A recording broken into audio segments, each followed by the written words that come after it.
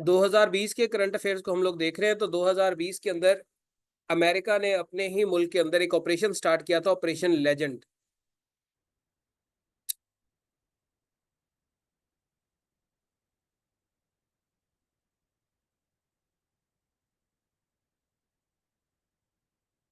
Operation legend जो है वो अमेरिका ने स्टार्ट किया था, और ये बेसिकली इसके स्टार्ट करने की वजह क्या थी? ये जुलाई 2020 में जो है वो स्टार्ट किया गया था, और इसका मकसद था अमेरिका के अंदर बढ़ते हुए जो क्राइम रेट है उसको कंट्रोल करना था। और इसका स्टार्ट एक 4 साल का बच्चा था, लेजेंड जिसका नाम था, उसके कत्ल के बाद जो है वो ये ऑपरेशन स्टार्ट किया गया था। इसमें अमेरिका की फेडरल पुलिस और जो प्रोविंशियल पुलिस है या स्टेट पुलिस है, उन तमाम ने मिलकर जो है वो इसके अंदर पार्टिसिपेशन की थी। और मैं जैसे बता चुका हूँ कि इसका मकसद वायलेंट क्राइम जो होता है उसको रोकना था, गन शूटिंग जो है, इलीगल वेपन्स जो जिन लोगों ने अपने पास रखे हुए हैं, या वो लोग जो क्राइम से लिंक्ड है, उनको जो है वो कंट्रोल करना था। तो ये ऑपरेशन जो है वो जुलाई 2020 में जो है वो कंडक्ट किया गया था अमेरिका के अंदर। तो इसका नाम जो है वो आपने याद रखना है। उसके बाद बच्चे आपका दूसरा एमसीक्यूज आ जाता है। जिरकॉन मिसाइल जो है वो किस मुल्क ने बनाए हैं, या किस मुल्क की नेवी ने बनाए हैं?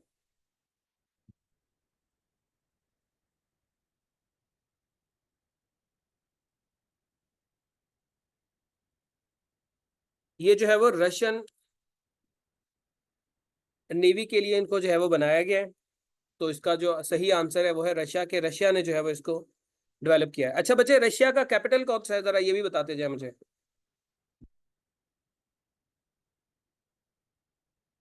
रशिया का कैपिटल कौन सा है?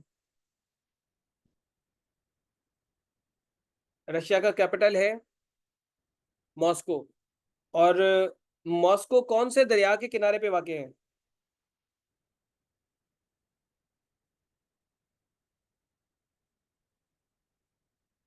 मॉस्को जो है वो मॉस्कोवा रिवर के किनारे पे जो है वाक़ है।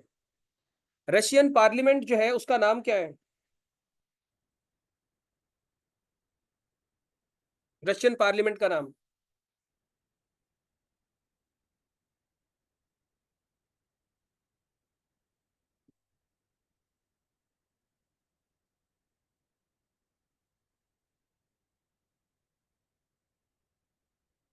रशियन पार्लियामेंट का नाम है डूमा। डूमा जो है वो रशियन पार्लियामेंट का नाम है। और रशिया के जो प्रेसिडेंट है उनका नाम क्या है?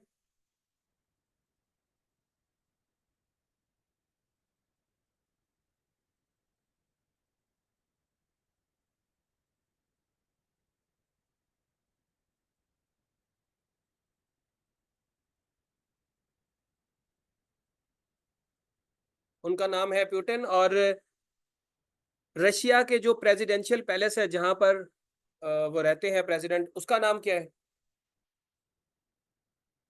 जिस जगह पर रशिया का प्रेसिडेंट रहता है उस बिल्डिंग का नाम क्या है? उस बिल्डिंग का नाम है क्रेमलिन। और रशियन करेंसी का नाम क्या है?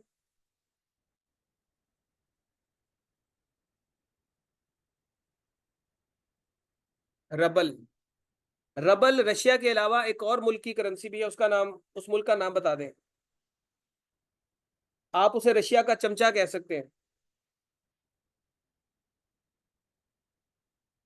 रशिया ने जो यूक्रेन के ऊपर 2022 में हमला किया था वो इसी मुल्क के थ्रू ही किया था, या इसी मुल्क के रास्ते से जो किया था। अफगानिस्तान खुदा का खौफ करे। बेलारूस। बेलारूस जो है वो, इसकी करेंसी भी रबल है। और बेलारूस का कैपिटल कौन सा है?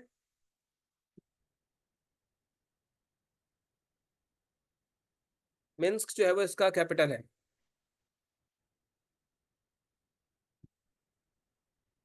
ठीक है। रकबे के हिसाब से यूरोप का सबसे बड़ा कंट्री कौन सा है? रकबे के हिसाब से रशिया। और दूसरे नंबर पे बड़ा कंट्री कौन सा है?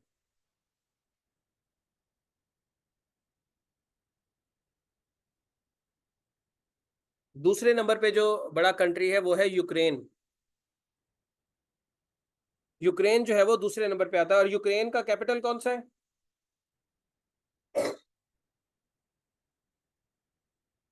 इसका याद करने का तरीका आप रख लें कि जैसे एरिया वाइज बात हो रही है, जैसे क्रेन की चाबी होती है ना, इसी तरह यूक्रेन का कैपिटल कीव है। की से आपने कीव याद रख लेना है कि यूक्रेन का कैपिटल क्या है, कीव। और यूक्रेन की करेंसी कौन सी है?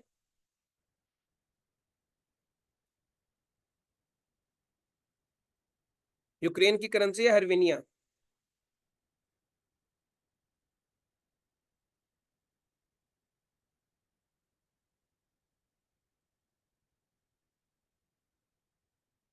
यूक्रे एक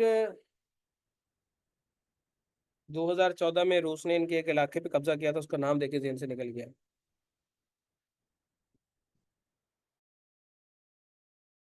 क्या नाम था उसका, किसी को याद है? 2014 में जिसकी वजह से जंग भी इनकी हुई है। हाँ, क्रीमिया। क्रीमिया रीजन जो है वो, उसके ऊपर रशिया ने जो है वो किस साल कब्जा किया था?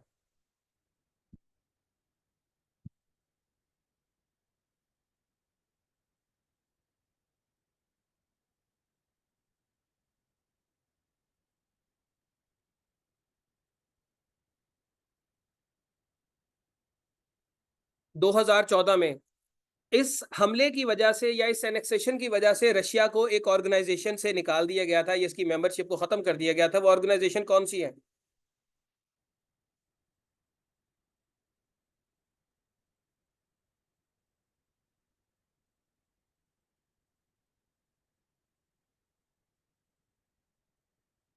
वो है G7। G7 से जो है वो निकाल दिया गया था बंदा।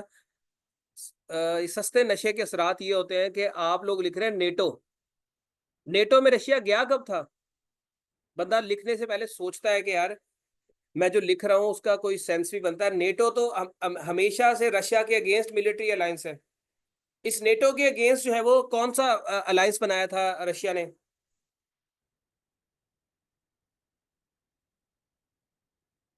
वारसा पैक्ट बनाया था 1955 में। और ये वारसा किस मुल्क का कैपिटल है? पोलैंड का कैपिटल है। अच्छा बच्चे, ये भी क्या कहते हैं, बात हो रही थी इसकी, रशिया की किस चीज की बात हो रही थी? नेटो की बात करने की, वारसा पैक्ट की बात की, चले अब माइंड से निकल गया। हाँ, G7 की बात की थी। G7, इसका जो समिट है वो इस साल कहाँ पर हुआ था? ये 2024 में कहाँ पर है? वारसा पैक्ट, वारसा पैक्ट ये हुआ है इटली के अंदर। इटली, ठीक है। और वारसा बच्चे पोलैंड का कैपिटल है। इटली का कैपिटल कौन सा है?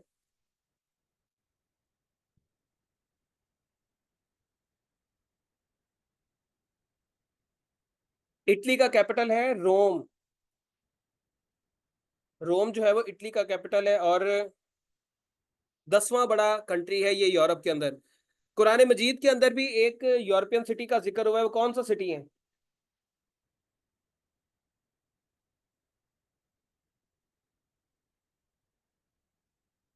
इटली जो है वो, सॉरी, रोम का जिक्र है कुरान मजीद के अंदर भी। और इटली की करेंसी कौन सी है?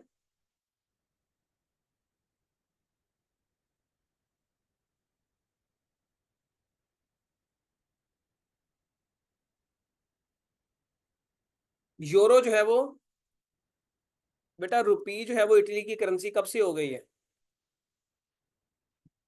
और इटली की जो फर्स्ट फीमेल प्राइम मिनिस्टर है उसका नाम क्या है? अभी मौजूदा प्राइम मिनिस्टर भी वही है, 2022 में बनी थी। क्या नाम है उनका? जॉर्जिया। इनको हम लोग पिछले साल बच्चों को मैं याद करवाता रहा हूँ, खरबूजी से, मेलन से आपने याद रखना है। ये पहली फीमेल प्राइम मिनिस्टर है इटली की। ठीक है।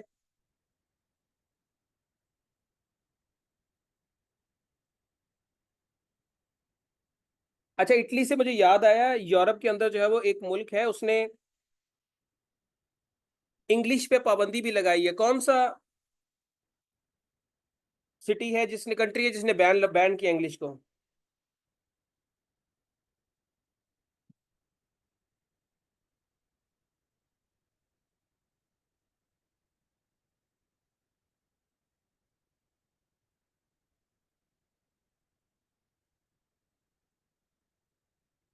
कोई भी कंट्री मेरे ख्याल में भी ऐसा नहीं है, लेकिन इटली जो है, वहां पर ये बात हुई थी कि वहां पर ये बात हुई थी कि आप जो है वो इंग्लिश को नेशनल, या sorry, as a spoken language या इटली इंग्लिश बोलने पे जो है वो पाबंदी लगाई जाएगी।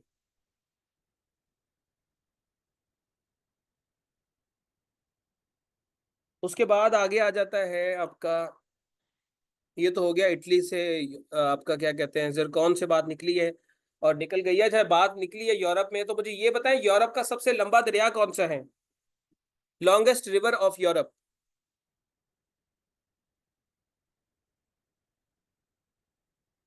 वोल्गा रिवर, वोल्गा रिवर जो है वो सबसे लंबा दरिया है यूरोप का। और किस मुल्क में आता है ये दरिया?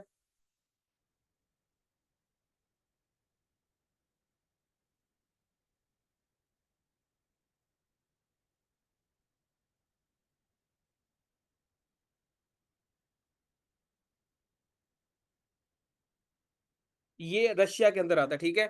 और यूरोप का दूसरा बड़ा दरिया कौन सा, ये भी एमसीक्यूज पूछा जाता है।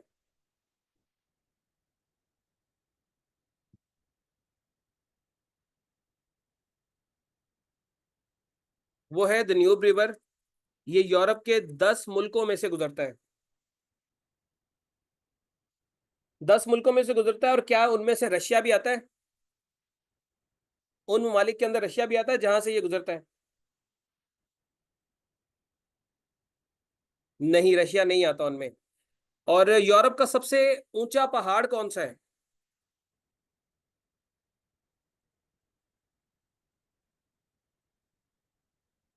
Mount Elbrus. माउंट एल्ब्रस जो है ये यूरोप का सबसे ऊंचा पहाड़ है। और ये कहां पर है? ये भी आपके रशिया के अंदर है। बच्चे ये इसलिए मैं साथ कर रहा हूँ कि चलो करंट अफेयर्स के साथ आपकी दूसरी चीजें भी रिकॉल होती जाएंगी। वो कौन सा बरे आजम है या कॉन्टिनेंट है जिसके अंदर कोई सहरा नहीं है?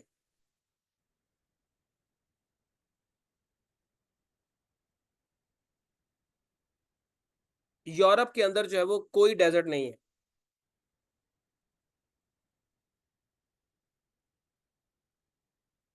आगे आ जाते हैं।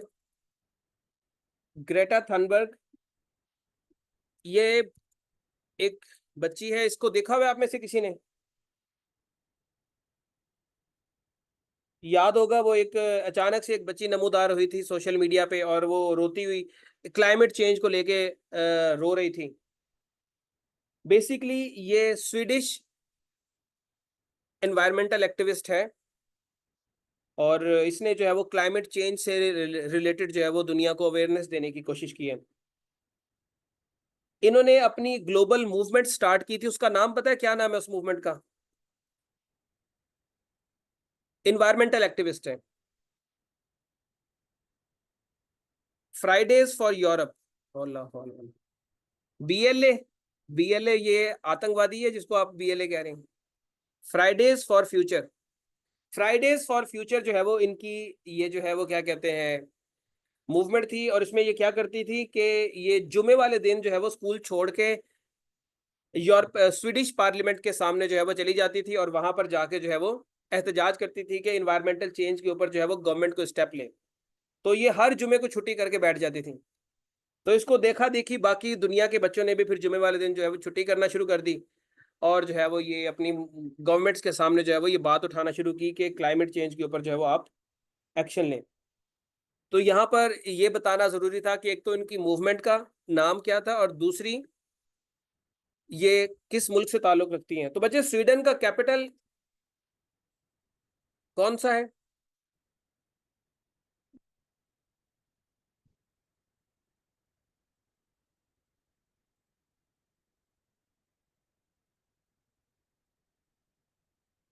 स्वीडन का कैपिटल है स्टॉकहोम। और स्वीडन की करेंसी कौन सी है? स्वीडन की करेंसी है क्रोना। और स्वीडन की जो पार्लियामेंट, मैंने यहाँ पर अभी पार्लियामेंट का जिक्र किया, तो स्वीडिश पार्लियामेंट का नाम क्या है? स्वीडिश पार्लियामेंट का नाम है रिक्सडैग। रिक्सडैग जो है वो स्वीडिश पार्लियामेंट का नाम है। और फॉक्टिंग जो है ये अक्सर पेपर में पूछा जाता है, फॉक्टिंग ज्यादा पूछते हैं कि फॉक्टिंग जो है वो किसकी पार्लियामेंट है, तो ये डेनमार्क की पार्लियामेंट है। ये स्वीडन जो है वो अभी एक ऑर्गेनाइजेशन का मेंबर कंट्री भी बना है, वो कौन सी ऑर्गेनाइजेशन है?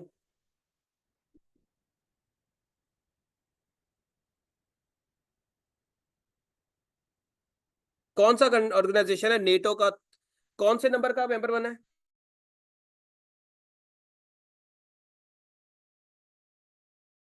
32nd, 31st जो है वो फिनलैंड बना है। 31st फिनलैंड है, 32nd जो है वो आपका स्वीडन है। अच्छा, नेटो की बात हो रही थी। नेटो 1949 में बनी है। नेटो के अंदर 32 कंट्रीज हैं। नेटो के अंदर तकरीबन सारे ममालिक जो है वो यूरोप से हैं। दो मुल्क ऐसे हैं जो कि यूरोप में से नहीं है, उनका नाम क्या है?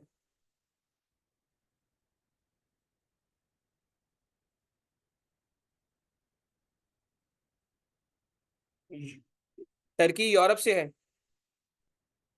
उनका नाम है अमेरिका एंड कनाडा। अमेरिका और कनाडा जो है वो दो ऐसे मुल्क हैं जिनका, जो नेटो के मेंबर हैं। और इनका ताल्लुक जो है वो बरे आजम यूरोप से नहीं, बाकी सारे ममालिक जो है वो बरे आजम यूरोप से ही हैं। और नेटो का सबसे बड़ा जो है वो जो फंड्स नेटो में जो देते हैं सबसे ज्यादा कंट्री, वो कौन सा कंट्री है जो सबसे ज्यादा फंड्स देते हैं? ऑस्ट्रेलिया मेंबर नहीं है इसका। सबसे ज्यादा जो कंट्री फंड्स देता है नेटो को वो है यूनाइटेड स्टेट्स, अमेरिका। जितने भी मेंबर कंट्रीज हैं उन सारों के कलेक्टिव से ज्यादा जो है वो अमेरिका फंड्स देता है इसको, नेटो को। नेटो का हेडक्वार्टर कहां पर है?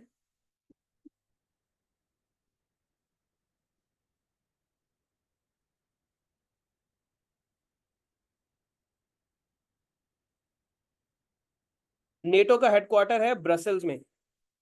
ब्रसल्स जो है वो क्या है आपका?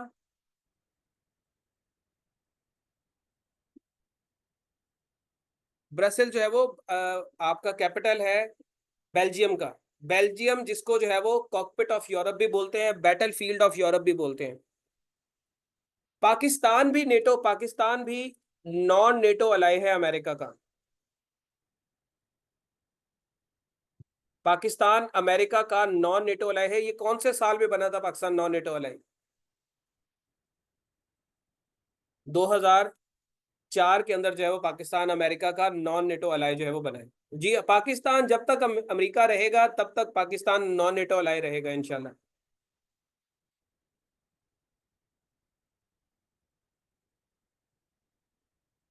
उसके बाद बच्चे आगे आ जाते हैं।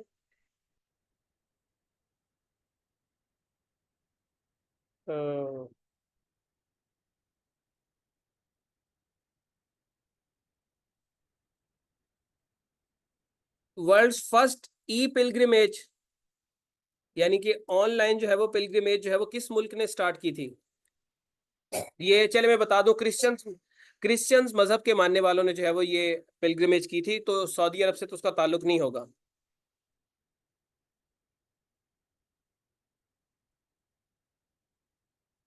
ये है, चले मैं बता देता हूं कि जिस मुल्क से ताल्लुक है उसका कैपिटल पेरिस है। चले अब तो पता चल ही गया।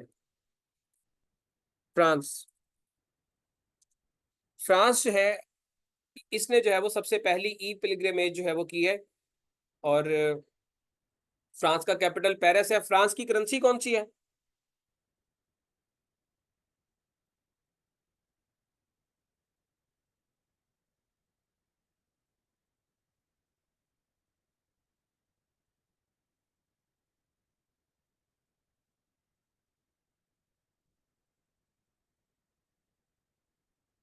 फ्रांस की करेंसी यूरो भी है और ये फ्रैंक भी यूज करते हैं, तो आपने फ्रैंक को याद रखना है। फ्रांस के प्रेसिडेंट का नाम क्या है?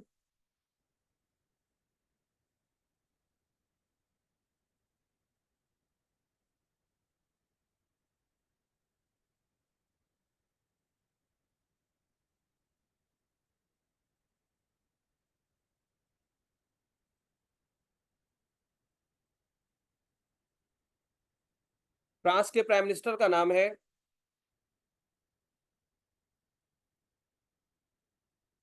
आई थिंक ये पहला शायद गे प्राइम मिनिस्टर भी यही है इनका।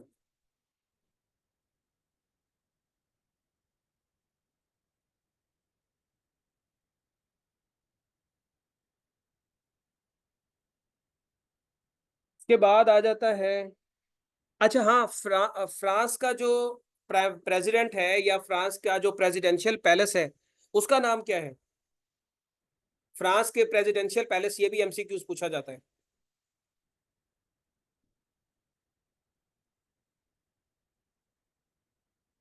एलिसी पैलेस जो है वो, एलिसी पैलेस वो कैपिटल, सॉरी, ऑफिशियल रेजिडेंस है फ्रेंच प्रेसिडेंट की। और फ्रांस से ये भी पूछ लेते हैं कि फ्रेंच रेवोल्यूशन कब आई थी?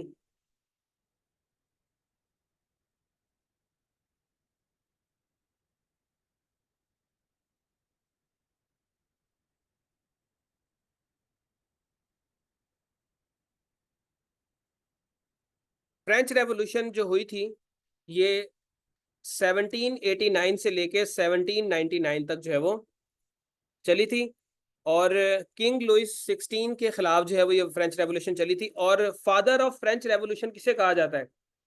अभी परसों हमने रात को एक फिलोसोफर पढ़े थे, सोशल, चले मैं आपको बता देता हूँ, सोशल कॉन्ट्रैक्टर है वो एक, father of French revolution. Montesquieu जो है वो क्या कहते हैं, सोशल कॉन्ट्रैक्टर है अब्दुल्ला। तीन थे, रोसो था, लॉक था और थॉमस हॉब्स था। रोसो जो है उसे फादर ऑफ फ्रेंच रेवोल्यूशन जो है वो कहा जाता है। रोसो को जो है वो हम लोग, जिसने जनरल विल का कॉन्सेप्ट दिया था उसको फादर ऑफ,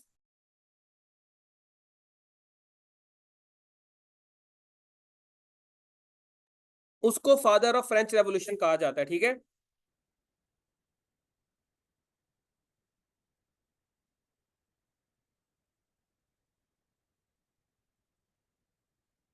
अच्छा, फ्रेंच रेवोल्यूशन का जो मोटो था वो क्या था?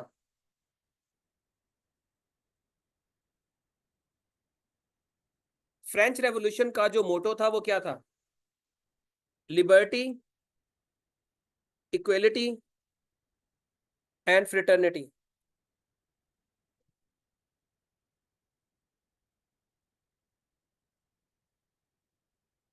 Liberty, equality and fraternity was the motto of French revolution. सही है बच्चे?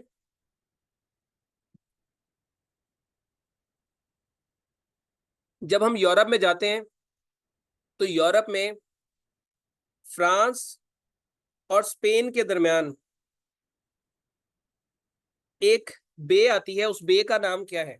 फ्रांस और स्पेन के दरमियान एक बे आती है,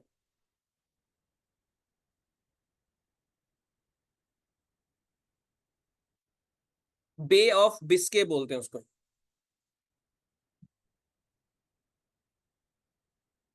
ठीक है, फ्रांस और स्पेन के दरमियान ही आती है, तो इसको हम बे ऑफ बिस्के बोलते हैं। उसके बाद आगे हम मूव करते हैं और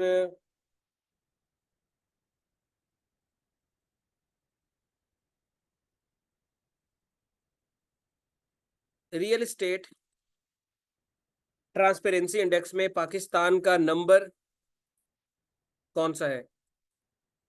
2020-21 के हिसाब से global real estate transparency index में पाकिस्तान 75th रैंक में आता है। और ये क्या करती है, ये बताती है कि आपके मुल्क में रियल एस्टेट के मामला कितने ज्यादा शफाफ हैं, कितने ज्यादा जो है वो करप्शन से पाक है। ये जो चीज है वो आपकी कौन देखती है? ये चीज आपकी global real estate transparency index देखती है, और ये फिर आपको जो है वो वैल्यू देती है उसके हिसाब से। उसके बाद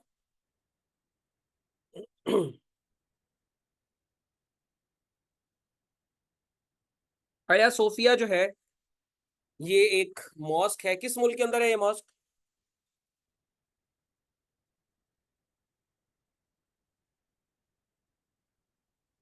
ये टर्की के अंदर है, इस्तांबुल में। सबसे पहले ये एक चर्च था, और ये जो आपके क्या कहते हैं इसको, नाम निकल गया, बी से क्या नाम था उसका यार,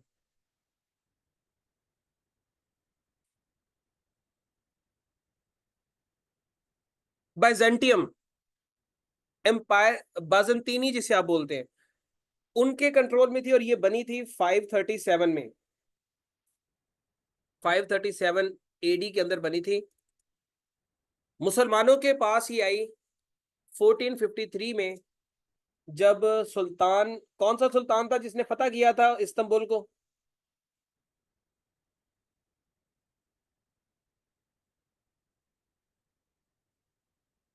बेटा क्या नाम था उनका? Mehmed to.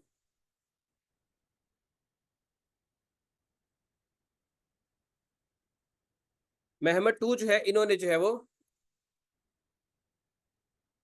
इसको फतह किया था 1453 में। उसके बाद 1935 तक ये मस्जिद रही। उन्होंने, जो मेहमद टू थे, उन्होंने इसको जो है वो कन्वर्ट कर दिया। नहीं नहीं, ये 476 में नहीं, 537 में बनी है। 1935 में इसको मुस्तफ़ा कमाल पाशा ने जो है वो कन्वर्ट कर दिया म्यूजियम में, और 2020 में जो है वो इसको फिर दोबारा से तैयब उर्दगान ने कन्वर्ट किया, किसके अंदर? मॉस्क में। तो अभी जो है वो ये मस्जिद है, और बड़ी फेमस जो है वो टूरिस्ट साइट है इस्तांबुल के अंदर।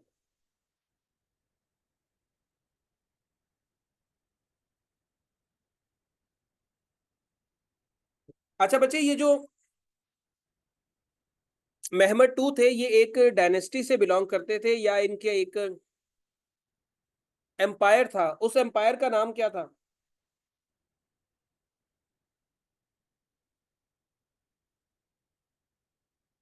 Ottoman empire.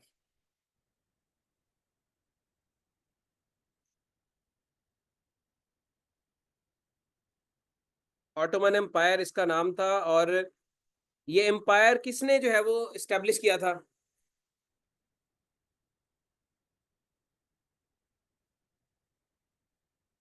उस्मान वन ने।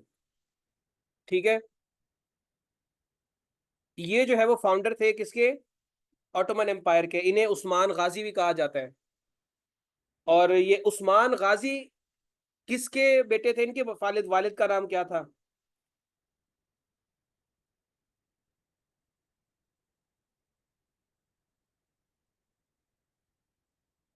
म्यूजियम में मुस्तफा कमाल ने जो है वो इसको कन्वर्ट किया था।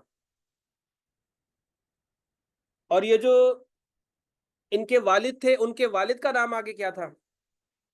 इनके वालिद के वालिद का नाम क्या था? जिन बच्चों ने ये ड्रामा देखा हुआ है उनको ये सारा पता होगा।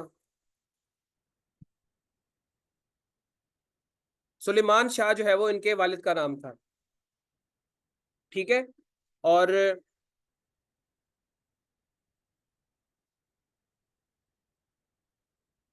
ऑटोमन एम्पायर का पहला कैपिटल कौन सा था? जो उस्मान वन के दौर में था, वो कौन सा था?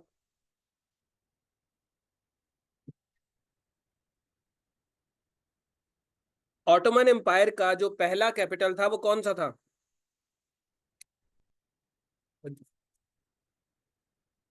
सोगत। और आखिरी इनका कैपिटल कौन सा था? आखिरी इनका था इस्तांबुल। इस्तांबुल आखिरी था, पहला इनका सोगट था।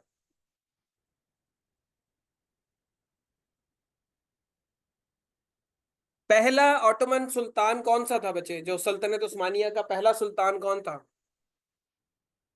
उस्मान वन, जिसने 1299 में जो है वो इस सल्तनत को स्टैब्लिश किया। आखिरी सुल्तान कौन था?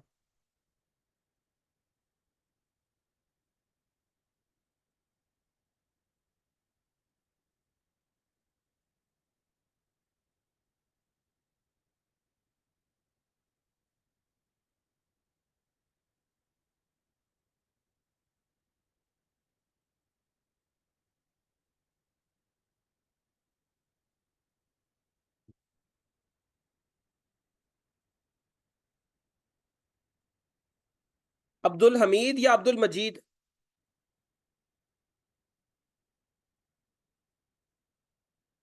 अब्दुल मजीद, ये आखिरी खलीफा जो है वो इनको जो है वो माना गया। उसके बाद बच्चे आ जाते हैं। अच्छा, ये मुस्तफा कमाल जो फादर ऑफ मॉडर्न टर्की है, ये कौन से साल में जो है वो बना था? इसकी वफात कौन से साल में हुई थी मुस्तफा कमाल की, ये बता दें।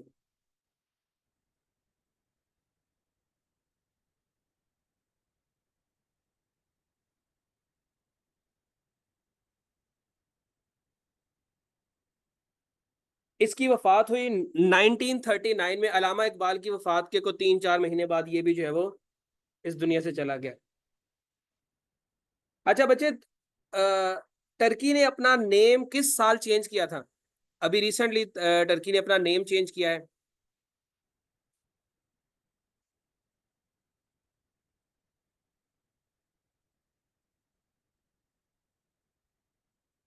2021 में नहीं किया? 2021 में जो है वो इसका नाम जो है वो चेंज किया है।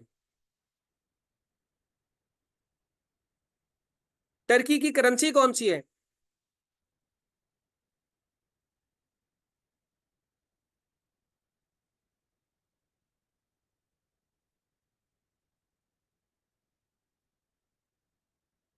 टर्की की करेंसी है लीरा। और टर्की का कैपिटल कौन सा है?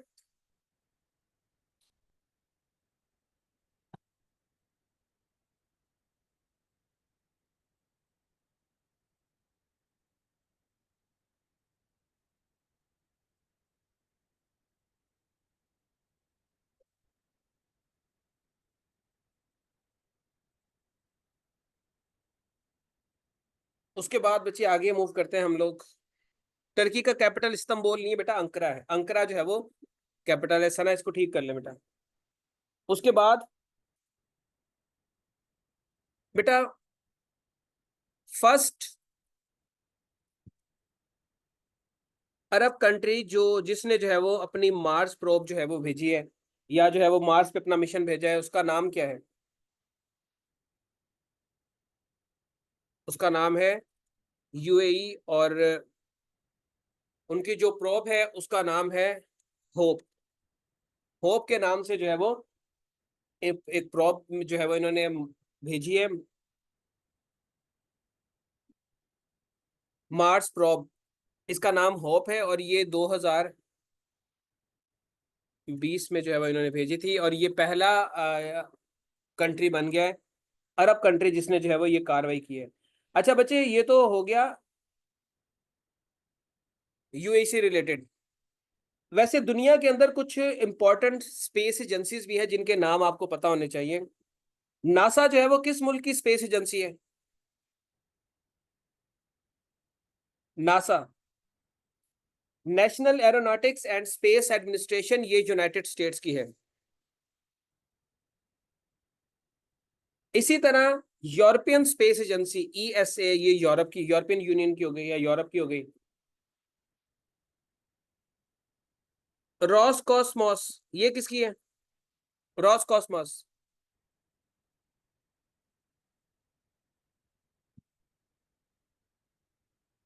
ये रशिया की हो गई।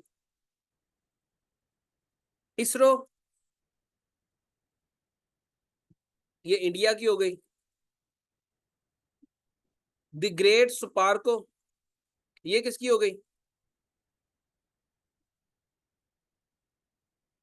ये पाकिस्तान की हो गई।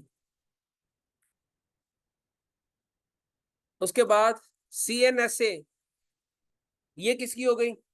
ये चाइना की हो गई। चाइना नेशनल स्पेस एडमिनिस्ट्रेशन, ये किसकी हो गई? ये जापान की हो गई। जापान का कैपिटल कौन सा था भला?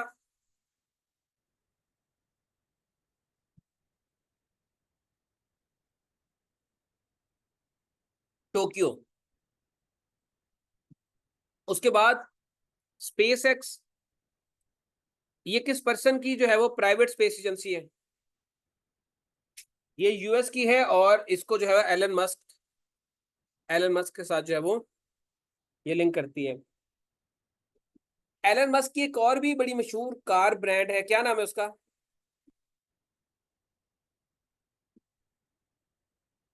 टेस्ला। इसके अलावा एक और भी ब्रांड है इनका, जो सोशल मीडिया एक प्लेटफॉर्म है इनका, वो भी इसको ओन करते हैं, क्या नाम है उसका? फेसबुक को नहीं करते, एक्स को करते हैं।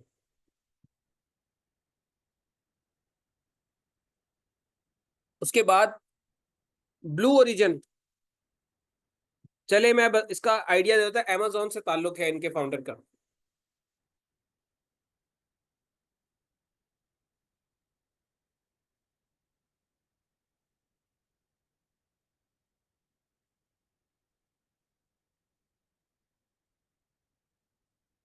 उसके बाद बच्चे आपका, ठीक है आगे आ जाए। दुनिया में 2020 के अंदर अफ्रीका वो बरआज़म बना जहां से पोलियो का कंप्लीट खात्मा हो गया। अब दुनिया में सिर्फ दो मुल्क ऐसे हैं जहां पर पोलियो मौजूद है, या जिसे हम वाइल्ड पोलियो कह सकते हैं।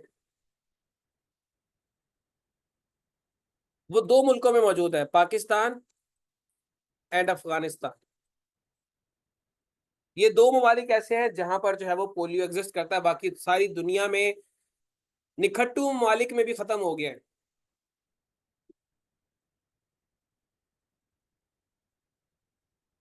लेकिन हमारे दो मुल्कों में जो है वो ये polio vaccine, sorry polio virus जो है वो मौजूद है।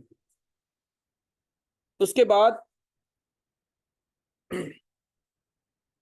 अच्छा, एक चीज याद आ गई मुझे, death valley. Death valley basically किस मुल्क में है बेटा ये? Death valley, death valley United states के अंदर कैलिफोर्निया में है।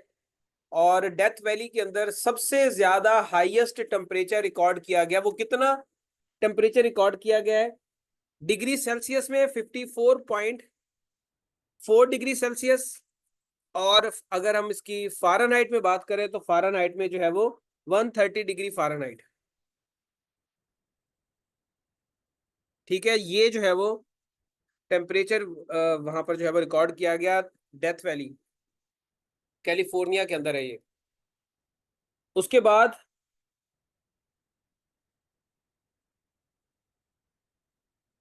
हम्म, अरब कंट्रीज में सबसे पहले जो है वो न्यूक्लियर एनर्जी प्रोड्यूस करने वाला कंट्री कौन सा है?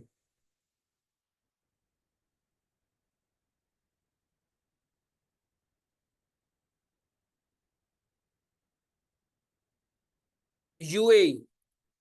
यूएई जो है वो सबसे पहला कंट्री है जो कि अरब कंट्रीज में न्यूक्लियर एनर्जी जो है वो प्रोड्यूस कर रहा है। और इन्होंने इसका आगाज किया था 2020 में। अबू धाबी के अंदर जो है वो इन्होंने एक न्यूक्लियर पावर प्लांट जो लगाया था, इसका नाम था, तो ये पेपर में पूछा जा सकता है कि बरख न्यूक्लियर एनर्जी प्लांट कहाँ पर है। तो ये कहाँ पर है? यूएई के अंदर। अगर ऑप्शन हो तो यूएई लगा देना, वैसे यूएई पूछा जाएगा आपसे, अबू धाबी जो है वो नहीं पूछा जाएगा। अच्छा, यूएई के अंदर अबू धाबी का क्या रोल है, ये उनका क्या लगता है? ये उनका कैपिटल है।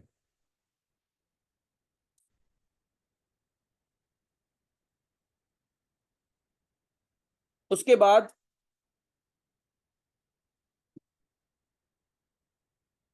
आ जाते हैं ICC hall of fame. ICC hall of fame में कितने पाकिस्तानी जो है वो उनके नाम मौजूद हैं?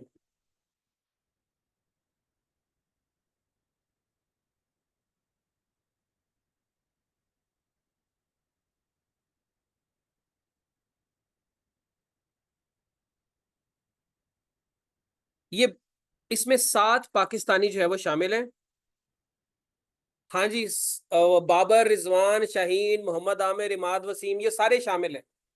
सारे जुआ, बाबर तो ठीक है, रिजवान भी ठीक है, शाहीन भी ठीक है, लेकिन जो दुनिया जहान के जो है ना निखट्टू प्लेयर, उनके नाम हॉल ऑफ फेम में ऐड करा दें। शादाब खान भी शामिल है, हाँ वेरी गुड। भाई जो हॉल ऑफ फेम है उसके अंदर 7 पाकिस्तानी जो है वो शामिल हैं। वसीम अकरम, वकार यूनस, जहीर अब्बास, जिसे डॉन ब्रेडमैन ऑफ पाकिस्तान कहा जाता है, एशिया कहा जाता है, sorry, Don Bradman of Asia. या ब्रेडमैन ऑफ एशिया। उसके बाद हनीफ मोहम्मद, जिसे लिटिल मास्टर कहा जाता है। उसके बाद अब्दुल कादिर, मोस्ट रीसेंट अब्दुल कादिर जो है वो 2022 में इनको जो है वो शामिल किया गया था। कितने हो गए? वसीम अकरम एक, हनीफ मोहम्मद दो, जहीर अब्बास तीन, वकार यूनुस चार, अब्दुल कादिर पांच, और दो प्ले इमरान खान छः, और सातवां है इनका, उसका नाम मेरे जेल में नहीं है। सात हैं टोटल। अफरीदी को तो ये हॉल ऑफ फेम के करीब भी ना जाने दें। नहीं, यूनस खान नहीं है। बड़ा कॉमन सा नाम है, देखें जेन से एंड मौके पे निकल गया। लिटिल मास्टर हनीफ मोहम्मद को कहते हैं। मुझे चेक करने दे सातवां पर्सन कौन था।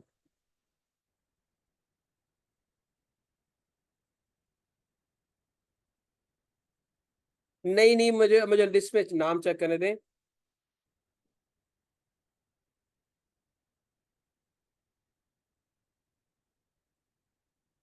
नहीं, शेब अख्तर भी नहीं था उसमें।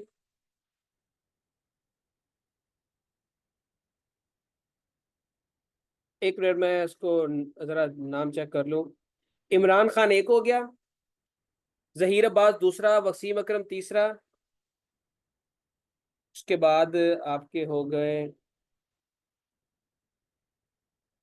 इमरान खान फोर्थ, जावेद मियाँ। हाँ जी, जावेद मियाँदाद जो है वो, जावेद मियाँदाद जो है ये जो है वो आपके, जावेद मियाँदाद जो है ये आपके सातवें जो है वो प्लेयर हैं जिनको हॉल ऑफ फेम के अंदर जो है इनका नाम है।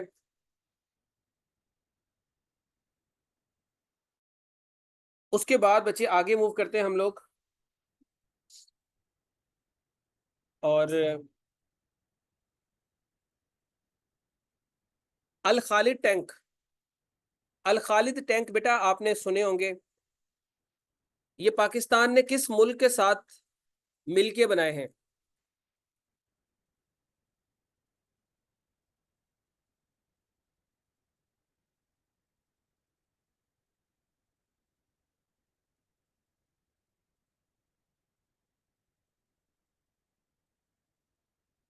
और अल खालिद वन पाकिस्तान ने चाइना के अलावा एक और मुल्क के साथ भी मिलकर बनाया। पाकिस्तान, चाइना और साथ में